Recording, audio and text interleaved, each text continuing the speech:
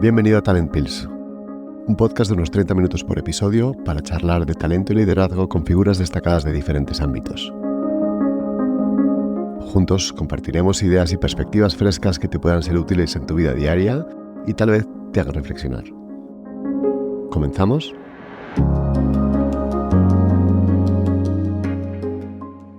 Hoy tenemos la suerte de hablar con Diego Alcázar, CEO de EA University. Diego no solo lidera con éxito una de las instituciones educativas más prestigiosas e innovadoras del mundo, sino que también ha jugado un papel crucial en la promoción de una cultura de emprendimiento. Su liderazgo en EA University ha sido fundamental para adaptar la educación a los desafíos del siglo XXI, abogando por un modelo que enfatiza la educación continua, la adaptabilidad y el desarrollo de las habilidades humanistas por encima de todo. Además de su rol en EA University, Diego es cofundador y miembro del consejo de South Summit, una conferencia líder en el ecosistema de startups en Europa y Latinoamérica, y ha sido reconocido con el prestigioso David Rockefeller Fellowship por su liderazgo activo en asuntos cívicos y públicos. Por otro lado, Diego ha escrito una novela de éxito, La genética del tiempo, donde explora los dilemas éticos asociados con los avances tecnológicos. Este trabajo no solo destaca su versatilidad y curiosidad intelectual, sino que también ofrece una reflexión sobre los retos que la edición genética y el desarrollo de superhumanos plantean a nuestra sociedad. Hoy hablaremos con Diego de cómo ve el futuro de la educación y el papel que juegan las universidades en la formación de una nueva generación de líderes.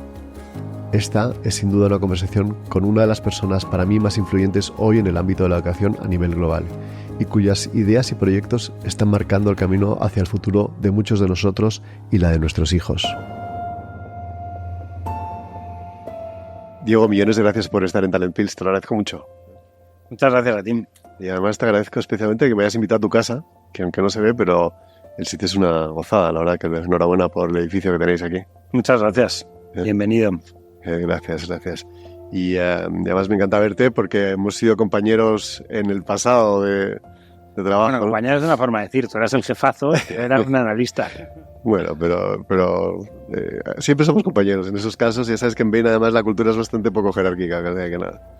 Oye, nada, y la verdad es que un lujo poder hablar contigo sobre temas que yo creo que son importantes para todos, como decía en la intro, que es sobre temas de educación, innovación, y nadie mejor que tú, CEO de EA University, que es un referente no solo en España, sino yo creo que más allá, internacionalmente, conocer un poco tu visión del estado actual de la educación, ¿no? De las cosas que crees de cómo está primero la educación en España, pero más allá, y qué retos nos podemos enfrentar a futuro, así para empezar a hablar.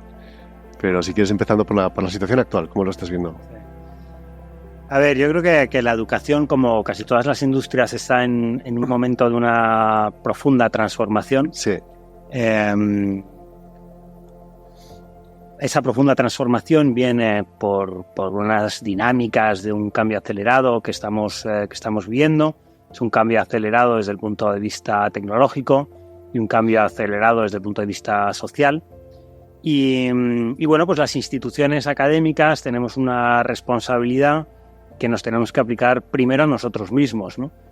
Y es abrazar el cambio, es decir, el cambio existe y por lo tanto los primeros agentes del cambio tenemos que ser nosotros mismos, ¿no? Tenemos que mudar de piel como las serpientes y adaptarnos a lo que está pasando, ¿no? Te decía que hay un cambio tecnológico que tiene unas consecuencias o que viene teniendo unas consecuencias muy importantes los últimos 10 años, ¿no? La primera consecuencia es que cambia la forma en la que aprendemos y está cambiando constantemente. Las tecnologías entran en las clases y tenemos que abrazarlas para entenderlas, y una vez que las entendamos, pues adaptarnos, ¿no? Y ese es el ejemplo perfecto de la inteligencia artificial. Inteligencia artificial, pues obviamente se viene hablando de ella durante mucho tiempo. Nosotros estábamos experimentando con la inteligencia artificial durante mucho tiempo y de repente pues hay una disrupción con la inteligencia artificial generativa, fundamentalmente con GPT, ¿no? Y esto pues implica obviamente que nuestros estudiantes, que se adaptan muy rápido a los cambios, pues empiezan a utilizarla, ¿no?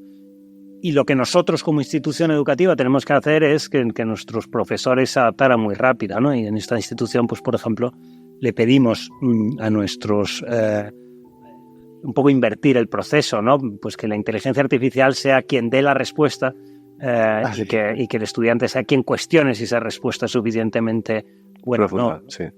Luego, la tecnología tiene otra componente que es en los contenidos, ¿no? Anterior pues era el formato, las metodologías, y la otra son los contenidos. Durante 10 años hemos estado, pues digamos que metiendo píldoras como sociedad para que no solamente los estudiantes jóvenes, sino los estudiantes de todas las edades, pues fueran capaces de adaptarse a un entorno tecnológico diferente. Pero ahora ya eso no es suficiente. Ya no vale con entender la superficie de la tecnología.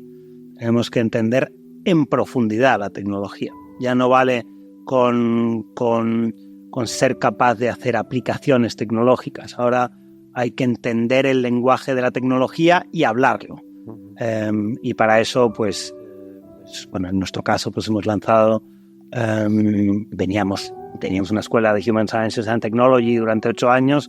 Ahora yo creo que la profundidad en STEM, en la intersección entre las ciencias computacionales, las ciencias de datos y las matemáticas, son los padres de los que al final desembocan pues otras muchas disciplinas que se traducen pues en la inteligencia artificial, en la robótica y en otro tipo de lenguajes, ¿no? Entonces, en los contenidos también hay digamos que una revolución, pero para mí la revolución más importante de todas es la tercera, ¿no? Que es la revolución humana, el sentido de las cosas. Una vez que la tecnología nos hace cambiar tan rápido, que la tecnología nos cuestiona incluso como especie, ¿no? Pues yo creo que son las humanidades la disciplina que es la que más impacto va a tener en los próximos años, ¿no? El que una persona sea capaz de entenderse a sí mismo, entender el entorno del que viene, de entender el mundo del que viene y de poder pensar críticamente sobre las consecuencias de sus actos y de los actos de su entorno, es lo más importante, ¿no? Y te pongo un ejemplo muy práctico volviendo al tema de la inteligencia artificial. Nosotros somos capaces, primero, ya lo hemos bautizado como inteligencia, lo cual es muy significativo. El lenguaje es una herramienta muy poderosa, ¿no? Al bautizarlo como inteligencia, ya todos nos ponemos, esto es un lío, porque esto, claro, amenaza a lo único que hoy consideramos inteligente, que es al ser humano, ¿no? Y claro, una inteligencia artificial generativa pues es capaz de ganar al mejor ajedrecista del mundo, pero no es capaz de jugar con él. Y yo creo que ese es un elemento clave y una gran diferenciación. No es consciente de que está jugando. Sí. Y al no ser consciente no es inteligente, tiene consciencia y por lo tanto pues la inteligencia tal y como nosotros la entendemos no es aplicable a la inteligencia artificial. Ser conscientes de esto, primero, hace que nosotros seamos capaces de abrazar la inteligencia artificial sin miedo, es decir, utilizarla para nuestro beneficio, ser más productivos gracias a ella. Y segundo, nos permite también dedicarnos nuestro propio espacio a mejorar como individuo, ¿no? Perdona esta respuesta tan larga, pero es que la pregunta no era fácil. He empezado muy directo y muy a saco. Pero es verdad que, bueno, ya hemos hablado mucho de profundidad en temas de inteligencia artificial y es verdad que en episodios, y estoy muy de acuerdo contigo con una cosa que dices y además salió en alguna entrevista reciente con algunas personas especializadas en esto, que yo creo que la inteligencia artificial nos va a permitir ser mucho más humanos, porque nos va a dar, él abocaba, decía que había una oportunidad única para que haya una era de oro alrededor de la creatividad, alrededor del arte, o sea, cosas que no te esperas, ¿no? Tú piensas que te van a sustituir, al revés. Y eso imagino que tiene unas implicaciones directas en vuestra forma de educar y en vuestra forma de entender, porque al final cómo preparáis a los siguientes líderes del futuro, cómo preparáis a los... Así es, nosotros hay una frase que yo repito como un mantra, que es que la tecnología está aquí para humanizar la educación, pero puedo, si quieres, desprenderme de la parte de educación. La tecnología está aquí para humanizar. Sí, es decir, que lo que pasa es que en esa humanización de la tecnología, que la tecnología teóricamente va a producir, es muy importante que conozcamos la tecnología. Sí. Entonces, si no jugueteamos con ella, incluso si no la conocemos en profundidad, no sabemos las consecuencias negativas de la utilización de esa tecnología. Tú y yo pertenecemos a una generación que sí que ha sido disrupted by technology. Sí. Y esa disrupción ha venido porque en nuestra sociedad, en nuestra generación, se ha creído bulos. Y eso es una sociedad que no estaba preparada para convivir con el nivel con lo que era capaz de hacer la tecnología. Ahora ya entiendo que después de haber vivido esta época, en la nueva época, por lo menos tendremos que poner, pues, un atisbo de duda en lo que nosotros digamos y circulamos, o en general en nuestra forma de convivir con la tecnología, ¿no? En una respuesta que te da GPT, por ejemplo, sobre, pues hay que ponerla en un contexto, hay que entender, GPT te tiene que dar las fuentes, ¿no? Para que no nos deshumanice, sino que más bien se utilice para humanizar. Sí, sí. Y claro, la dificultad que tenéis en el mundo de la educación es que no solamente tenéis que conocer esa tecnología y adaptarla, entenderla, sino que tenéis que enseñarla, con lo cual hace en un entorno de constante cambio. Cuando hablábamos con esta misma persona, decía que sí sé inteligencia artificial, pero dime de qué mes me estás hablando, porque eso te determina un poco la velocidad del cambio. Y en un entorno de educación donde tú tienes que estar preparando a gente de aquí a para los próximos años, pero efectivamente para los retos que tienen desde una perspectiva educativa son muchísimo mayores que lo que puede tener un ejecutivo cuando está simplemente intentando entender lo que viene en el mundo, intentando adaptarlo, aplicarlo, ¿no? Vosotros tenéis que encima formar a gente que sea capaz de hacerlo, ¿no? O sea, yo creo que hay una parte de la formación, tanto en tecnología como en cualquier cosa, y aquí me voy a tirar el pisto un poco filosóficamente, que responde a dos corrientes presocráticas. Una es muy actual y todos la mencionamos mucho, que es Heráclito, el amor al cambio constante. Digamos que el río, el agua pasa siempre está pasando por un punto diferente. Entonces, ese amor al cambio constante, a adaptarse a los cambios constantes, está muy de moda porque nuestra sociedad cambia muy rápido. Uno de los grandes ingredientes, uno de los grandes alicientes de que cambie tan rápido es precisamente la tecnología que nos está haciendo adaptarnos muy, muy rápido. Y como institución académica tenemos que estar ahí fuera, en la realidad, entendiendo los cambios que suceden, traernos aquí, tratar de darles herramientas a nuestros estudiantes y a nuestros investigadores para que divulguen o generen conocimientos, según el caso, adaptados a la nueva realidad en constante cambio. Y la otra corriente filosófica es Parménides, que es, digamos, quien decía todo lo contrario en la misma época, ¿no? Nada cambia, ¿no? Que luego, pues más adelante, Platón desarrolla con el mundo de las ideas, ahí subyace una idea eterna en donde... Y nosotros como institución educativa aquí también tenemos algo que decir. Nosotros tenemos que adaptarnos al cambio constante, pero como institución educativa también sobrevolamos esa esfera. Y ahí es donde las humanidades juegan un rol muy importante. En un mundo en constante cambio, el pensamiento crítico sigue siendo fundamental. Incluso más importante. Incluso más importante. Ante un entorno volátil, ¿sabes? Tú tienes que tener unas ideas y unos valores que sean muy comprensibles y que te dejen ver más allá de, ¿no?, la señal y el ruido, ¿no? De ese ruido que se está generando. Tienes que tener unas ideas muy, muy claras, ¿no? Nosotros como institución educativa tenemos que responder también a esos valores que nosotros, pues uno de esos valores, pues nuestros valores, pues al final son, pues, la innovación, la diversidad, las humanidades y el espíritu emprendedor. Pero para mí uno de los fundamentales, sobre todo en esta época de cambio constante, es el ser capaz de, ¿sabes?, a través de las humanidades, de la filosofía, de la historia, de la literatura, de la poesía, de la música, pues entendernos mejor a nosotros mismos y entender el mundo en el que vivimos, ¿no? Y ese es muy poco cambiante. Puede crecer en importancia, pero es poco cambiante. Eso es. Sí. ¿Y cómo ves tú las universidades públicas, las ves preparadas? Porque al final, claro, la educación es un medidor de competitividad de país casi, en cuanto al talento futuro. Y a mí sí me preocupa especialmente en España cómo estamos en ese sentido, ¿no? No sé cómo lo ves tú, porque es verdad que un lado es la empresa privada, la universidad privada No sé si la universidad pública está siendo capaz de adaptarse a los cambios a la misma velocidad. Yo creo que la universidad pública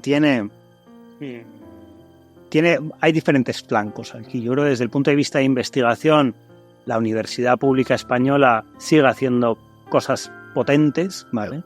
Yo creo, pero por otro lado, esto es una opinión personal, quizá adolezca de cierta endogamia. Es decir, y aquí no distingo entre universidad pública y privada, pero nosotros no tenemos un investigador, un faculty nuestro. Es muy raro, ¿sabes? Que sea un doctor formado por nosotros. Los doctores que formamos nosotros, lo normal es que se vayan a otras universidades. Exportáis talento en ese sentido. Exportamos talento y es una práctica bastante común, ¿no?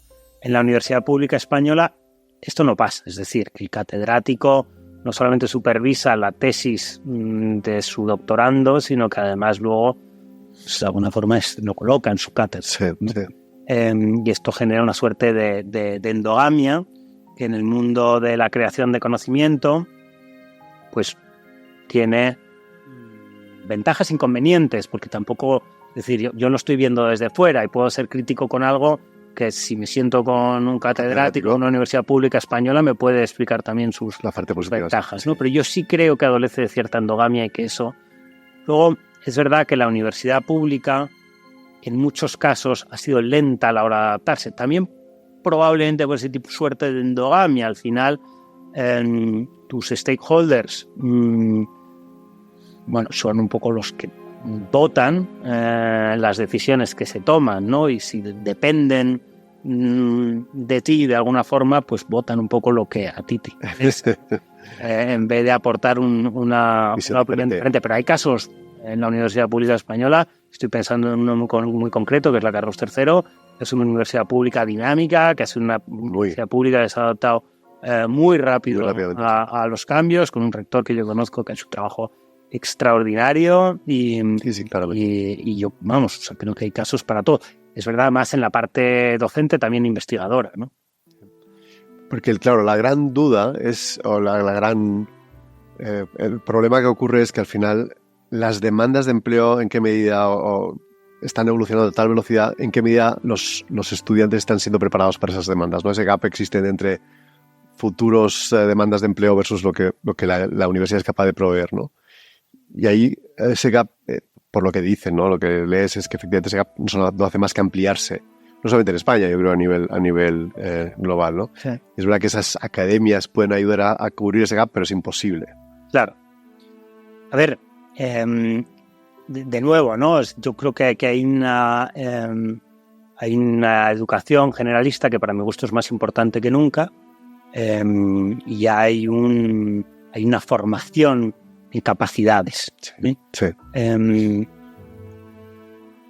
Los empleadores de hoy en día, desde nuestro punto de vista, lo que buscan es gente formada holísticamente. Que es gente, por otro lado, que gracias a su formación es capaz de adaptarse a los cambios. Volvamos al tema de la inteligencia artificial. Una academia de coding hace unos años te enseña a hacer coding, que era una necesidad muy, muy importante. Y lo contrata, pues imagínate, una gran consultora. El otro día, hablando con un presidente global de una gran consultora, me dijo, hombre, yo tengo un problema, porque ahora yo tengo en India 70.000 personas que están escribiendo código y ahora no los necesito. Entonces, esa gente que era tan importante para un skill concreto, si tienen una formación holística, se pueden adaptar. Si no la tienen, van a tener más problemas para adaptarse, ¿vale? Las academias van a ser útiles, lo fueron en su momento, y ahora lo serán para esta nueva etapa, ¿vale? Pero si tú tienes una cabeza cuadriculada, a ti sí, o sea, cuadriculada o con unos skills muy reducidos, a ti sí te va a ser más difícil adaptarte a los cambios que vienen, y tú sí vas a tener fundamental. Amenazado por la mal llamada inteligencia artificial. Sí. Porque tu capacidad de adaptación va a ser menos, ¿no? Bueno, y además volvemos a hablar efectivamente del aprendizaje continuo, ¿no? El impacto que tienen las universidades ahora en ayudar a ejecutivos a seguir aprendiendo, a seguir formándose, a seguir aprendiendo, a tener esa visión cada vez más transversal, ¿no? Cada vez más holística o cada vez más amplia, esa parte de añadir dimensiones. Es algo fundamental que lo están haciendo, sobre todo es verdad que universidades privadas se están metiendo cada vez más, algunas con más éxito que otras, sí. Pero la universidad pública no está haciéndolo tanto, ¿no? A ver, yo creo que ese aprendizaje continuo no deja de ser lo que siempre ha sido, ¿no? Lo que pasa es que ahora ha cobrado lo que siempre ha sido a nivel de importancia. Sí. Lo que pasa es que ahora ha cobrado cierta notoriedad porque, pues porque los trabajos que antes teníamos eran para toda la vida y porque los trabajos que ahora tenemos pues son más cambiantes dentro de la propia empresa o en otras empresas, ¿no? Para lo cual, pues a veces tenemos que, ¿sabes?, ir a boxes, ¿sabes?, y resetear y volver a salir a la carrera, ¿no? A veces parando o a veces sin parar, que es lo que está haciendo mucha gente, ¿no? Sí. Y ojo, no solamente con una transaccionalidad, es decir, no lo hacemos con el objetivo de tener un trabajo mejor, a veces también, y es perfectamente legítimo. A veces lo hacemos por pura curiosidad intelectual, ¿no? La suerte del mundo tecnológico en el que vivimos es que nos da acceso, pues a alguien está escuchando tu podcast, no hoy, pero cualquier otro de tus podcasts, y de repente le despierta una curiosidad por algo que en una época no tecnológica pues no hubiera sido tan fácil, ¿no?, descubrir. Y dice, oye, pues espérate que yo me voy a formar en esto, que esto me divierte mucho, ¿no? O sea, que va más allá de la transaccionalidad de la educación, que yo entender la educación como algo transaccionable creo que es un error, pero vamos, en cualquier caso también es importante, ¿no? Entonces, que despierten esa curiosidad intelectual desde el punto de vista profesional o personal es lo que hace que al final ese concepto de lifelong learning, de formación continuada, pues adquiera un rol más notorio, ¿no? Y de nuevo, no creo que haya que distinguir entre universidad pública o universidad privada. Hay gente que lo está haciendo bien en todos los segmentos, dependiendo de las áreas de conocimiento. Algunos son mejores que vale. Oye, y hablando, has dicho una cosa que a mí me resuena mucho, ¿no? Que es el tema de una educación no necesariamente transaccional, no buscando que tenga un impacto directo en algo que estás haciendo trabajo, sino buscar esa nueva forma de pensar o que te ayude a tener una visión distinta, ¿no? O conectar con gente distinta o conectar con entornos muy diferentes a lo que estás acostumbrado, como una vía de crecimiento personal. Y yo creo que espero que esto, tú dices que no hoy, pero yo creo que es verdad que muchas de las cosas que hacéis vosotros que sí que te ayudan a tener esa reflexión adicional, empezar a pensar la educación de una manera distinta. Y hablando de las curiosidades específicas tuyas, con el libro que has escrito, cuéntanos un poco cómo llegó, cómo empezaste tú a plantearte. Tú tienes un trabajo especialmente intenso, además como primer ejecutivo de una compañía que está creciendo a una velocidad exponencial, en procesos de cambio profundos, en pleno COVID que tuvisteis que vivir todo esto. ¿Cómo llegó La genética del tiempo, el libro que escribiste? Pues mira, La genética del tiempo, la verdad que es un libro que a mí me ha hecho mucha ilusión escribir, pero que para nada estaba yo llamado a escribir una novela en ningún momento, vamos. O sea, no es que hubiera sido yo un escritor frustrado en la infancia, ¿no? He sido muy lector, muy lector, sigo siendo muy lector además de ficción. Es decir, a mí lo que me gusta de la literatura fundamentalmente es leer novelas, ¿no? Y de repente, pues sí, había pensado alguna vez que me divertiría escribir una novela, pero nunca le había puesto el tiempo, ¿no? Y entonces, pues en un momento dado, efectivamente, durante el COVID, a mí pues me da por escribirles unos cuentos a las niñas que acababa de tener en ese momento, y de repente se me ocurre una trama al leer una biografía de una científica muy importante que se llama Jennifer Doudna, que descubre, de hecho el origen del descubrimiento es un español, Mójica, valenciano, pero bueno, a ella le dan, digamos que el premio Nobel por el descubrimiento de las tijeras del ADN, ¿no? Que somos capaces de cortar un trozo de nuestro ADN y sustituirlo por otro, ¿no? Y de repente pues se me ilumina todo un dilema ético que tiene que ver pues con el conocimiento de la tecnología, en este caso de una biotecnología, y con las consecuencias o dilemas éticos que esto te proporciona, ¿no? Con lo que de repente pues empiezo a desarrollar una trama. Y como todo, ¿sabes? Pues al principio es una cursilada lo que escribes y yo me releía y decía, pues esto es un horror, pero bueno, generas cierta piel gorda para seguir avanzando y en un momento dado pues empiezas a armar una historia que tiene sentido, ¿no? Y el tiempo, la verdad, que no es tanto el que te ocupa. Es decir, a mí esa es una pregunta que me hace mucha gente. Y bueno, es posible que al final estuviera en alguna reunión en Teams y estuviera con la novela ahí corrigiendo y tal, pero en general he dedicado el tiempo que tenía yo para mí. Es verdad que no juego al golf, los que juegan al golf pues creo que le dedican mucho más tiempo al golf que el que yo he podido dedicarle a escribir esta novela, pero al final encuentras los espacios, ¿no? Y sobre todo pues con la tecnología que hay hoy en día, yo en mi móvil tengo lo que he escrito totalmente actualizado, estoy viendo la tele con mi mujer en casa tirada en un sofá y estás corrigiendo lo que has escrito, ¿no? O sea que es bastante llevadero. Me gusta entender tu periodo de aprendizaje alrededor de escribir, ¿no? Porque lo comentamos en algún momento dado, pero que es un proceso de humildad profunda, ¿no? Y que es importante para poder aprender a escribir, ¿no? Sí, es un proceso de humildad profunda, es un proceso de descubrimiento de uno mismo, porque te saca de tu zona de confort. Es decir, estoy seguro que hay mucha gente que no me conoce y que me tendrá por una persona muy seria, y cuando me ha visto escribir ciertas cosas que aunque formen parte de la ficción en la novela han dicho, pero ¿de quién es? No me reconocen, ¿no? Pero bueno, a mí la verdad que lo que me ha producido es una enorme satisfacción el salir de esa zona de confort. Al final, cuando tu día a día está tan, ¿sabes? No está nada encorsetado, pero lo que pasa es que las crisis se acaban volviendo un corsé también. Es decir, mi estado natural es estar en una crisis o resolviendo un lío, ¿no? Y cuando ese es tu estado natural, el salir de eso para evadirte, ¿no? Imaginándote un mundo, no sé quién me mandaba esa frase el otro día, ¿no? Que escribir es como para los niños jugar, ¿no? Para los adultos escribir es como jugar para los niños, ¿no? Pues es eso, creo, un poco un playground, ¿no? El recreo del día a día.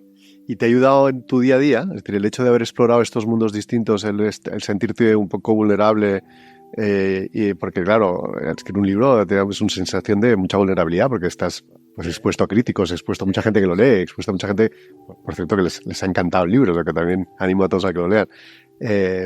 Pero claro, es una sensación. ¿Eso te ayuda? ¿Te ha ayudado al revés? ¿Te ha revertido a ti en tu día a día? Sí, o sea, yo creo que desde el punto de vista personal, escribir La genética del tiempo al final es un ejercicio de humildad, y esto es como cuando estamos hablando de la formación continuada, ¿sabes? No sé si has hecho algo recientemente, pero de repente te metes en un máster de algo que no controlas y vuelves a ser un niño otra vez, ¿no? Vuelves a aprender, vuelves a decir, madre mía, pero ¿cómo me he fallado yo en esto y tal? Pues es un ejercicio de humildad que yo creo que en lo personal te llena mucho, ¿no? Y luego, pues el poder evadirte de algo que además supone imaginar un mundo, yo creo que estimula mucho la creatividad. Sí. Al final, gran parte de lo que hacemos en nuestro trabajo necesita de las dos cosas, ¿no? De la evasión, es decir, de alejarte para mirar con una perspectiva completamente diferente tu mundo, tu día a día, tu cotidianidad, ¿sabes? Y de la creatividad, ¿sabes? Que necesitas hacer una enmienda a la totalidad, ¿sabes? De las opciones que te dan muchas veces para solucionar un conflicto, ¿no? Y eso al final requiere de mucha creatividad también. Pues seguro. En ese mundo de la imaginación, y de la ciencia ficción, pero que a veces la ciencia ficción cada vez es más ciencia, ¿cómo ves el futuro de un proceso educativo, ¿no? En un entorno donde efectivamente, oye, pues puede que vivamos más años, puede que la inteligencia artificial sea cada vez más inteligente, puede que podamos estar incluso ya superhumanos o con gente con cierta capacidad intelectual mayor. Si lo ligas de nuevo al mundo educativo, ¿has hecho ese ejercicio? Bueno, es un ejercicio muy interesante porque la novela me ha hecho hacer ese ejercicio también, ¿no?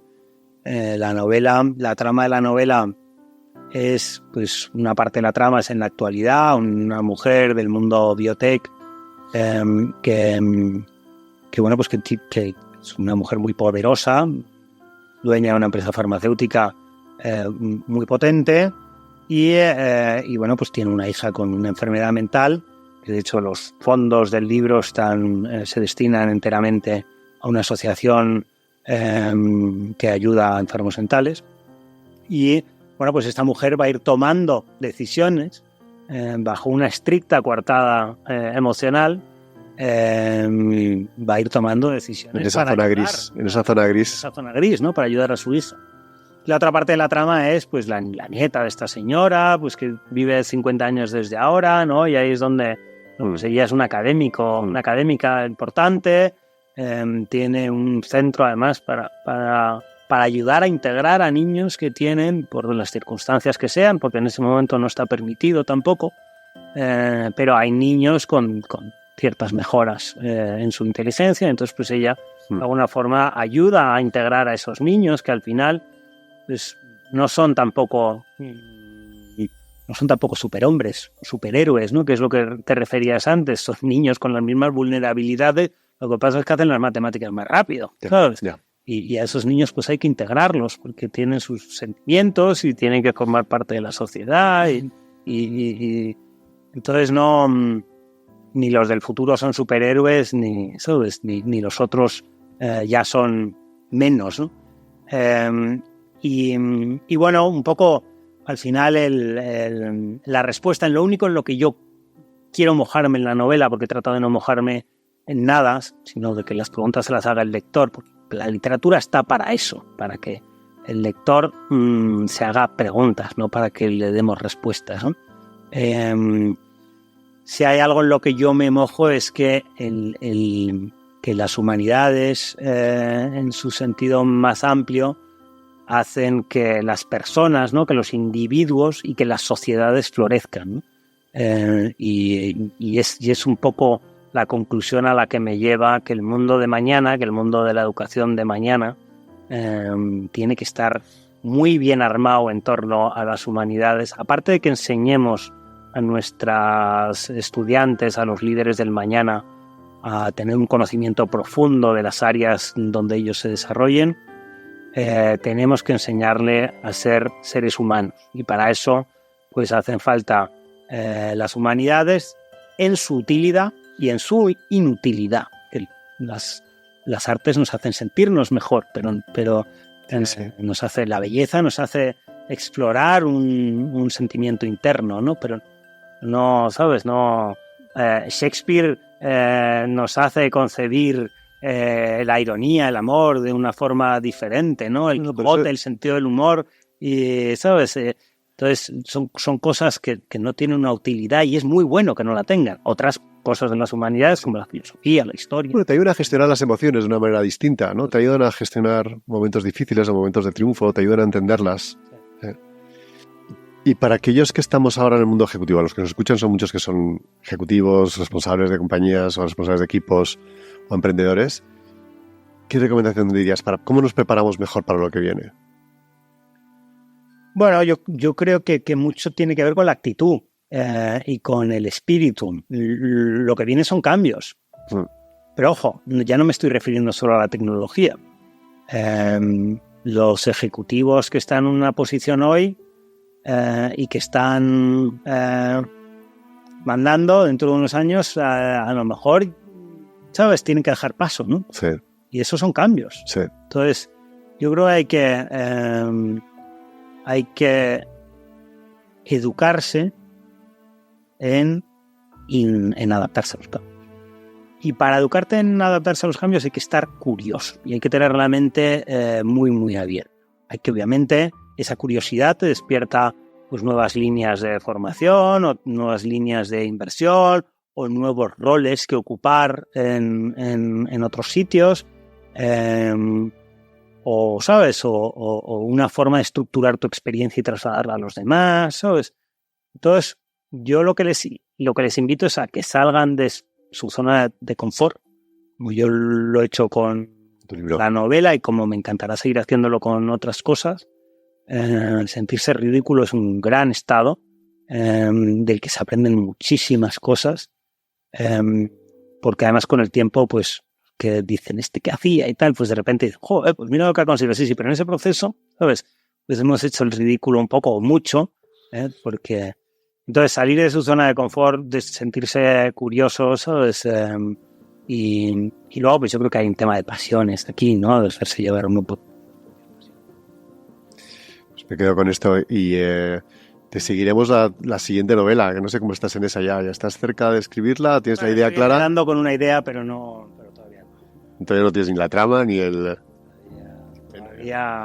Todavía no puedo dar muchas pistas porque lo bueno además es que cuando yo empecé a escribir La genética del tiempo, empecé con una historia que eran 2 heroínas, efectivamente, luego mis personajes han sido 2 heroínas también, muy diferentes, pero estas heroínas, fíjate lo cutre y lo predecible que eres al principio cuando empiezas a escribir, que eran mis hijas. Y de repente, claro, en el 3er capítulo digo, esta mujer no puede hacer esto. Es mi hija. Entonces decidí deshacerme o del personaje o de que fuera mi hija. Me deshice de que fuera mi hija, gracias a Dios. Sí. Porque si no, imagínate. No, pero es importante lo que dices tú de sentirte ridículo. Es uno de los grandes abandonados y perdidos en el mundo de la educación personal y profesional. Porque eso es mostrarte vulnerable y mostrarte vulnerable une mucho. Y es una gran fuente de aprendizaje. Sin autoflagelarte. Sin autoflagelarte. Sí. Yo creo que hay una vulnerabilidad, pero con cierta... Control. Sí, pero que dejarte de... Cierta decencia. Pero no creértelo mucho. No estoy aquí para que me flageléis. Sí, pero no es muy importante no creértelo mucho. Yo creo que el ego sí que es una fuerza muy en contra del aprendizaje y del desarrollo personal de uno. Que de verdad me encanta hablar contigo, Diego. Te lo agradezco mucho. Muchas gracias, Luis. Y nada, estaremos muy pendientes de tu siguiente novela. Y enhorabuena por tu éxito con el podcast. Te lo agradezco mucho, de verdad. Gracias. Bueno, gracias.